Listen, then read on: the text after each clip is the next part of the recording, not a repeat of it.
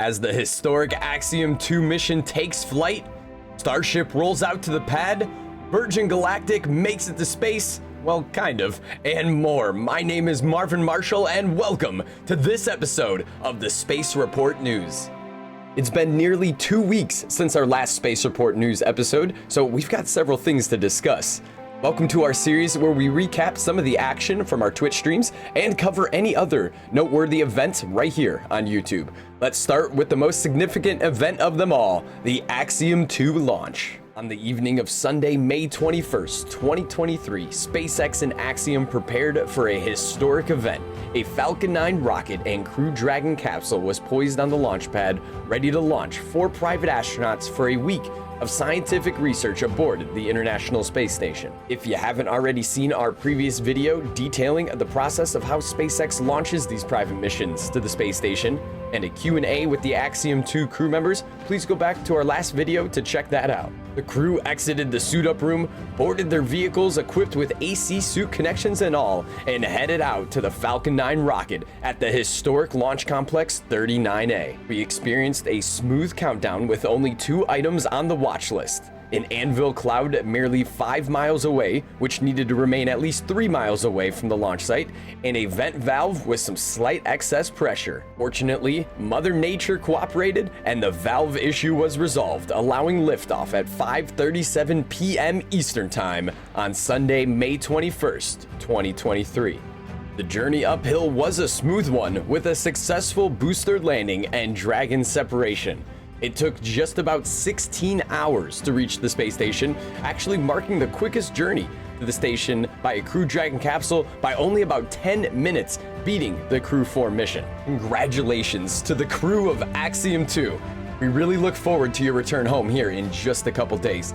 Now, for some Starship news down in Starbase, Texas. SpaceX tweeted that Starship was being transported to the suborbital test pad for a static fire campaign. This indicates that the next flight for Starship and a booster may be a lot closer than we think. They followed this tweet up with a water-cooled steel plate being blasted by a Raptor engine.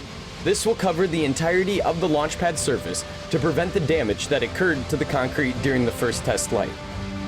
I'm thrilled to see that Starship's test campaign is ramping up again, just as it did a few years ago when we first started doing all of this. Imagine what we will be achieving in just a few years, like sending test flights to the moon, launching simultaneously. I don't know, but I can't wait to see. Speaking of the moon, check this out.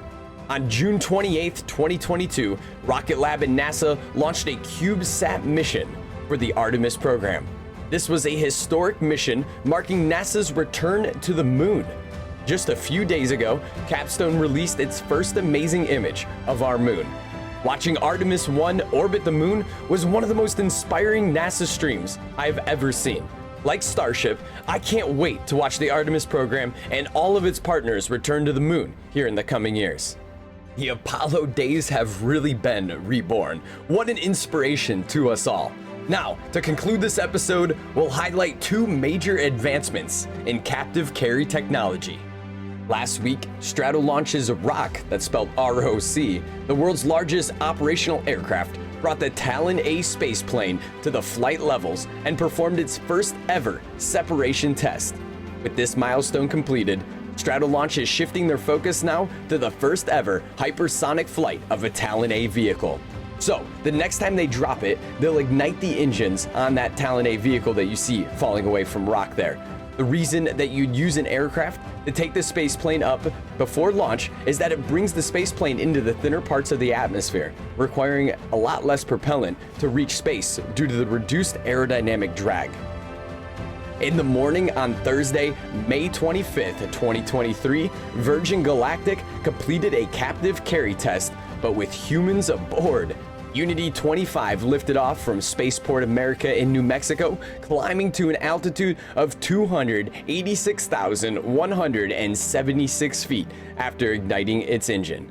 Unfortunately, that is less than the roughly 329,000 that is required to reach the Kármán line and space, as we call it, to become an astronaut. Takeoff was at 9:15 a.m. Mountain Time. They released it at 45,500 feet and reached an apogee of 54.2 miles or 286,176 feet. They landed back at the spaceport at 10:37 a.m. Mountain Time. Congratulations to the Virgin Galactic team on a safe flight though. We're really looking forward to the next launch for Virgin Galactic, as that will be their first commercial flight, and hopefully we'll get a stream. I'd like to congratulate SpaceX, Axiom, and of course Virgin Galactic again for doing some amazing things the past 2 weeks. That's gonna wrap things up for this episode. Follow us over on Twitter at Space Report News, streaming every rocket launch and space event live on Twitch at You Got Any Grapes. And for a fully autonomous rocket launch and event schedule, go to thespacereportnews.com. We'll be uploading at least one video here on YouTube per week, so be sure that you are subbed and have that notification bell on. Your thumbs up and comment on these videos really does help the Space Report News grow. My name is Marvin Marshall with the Space Report News, signing off. Until next time.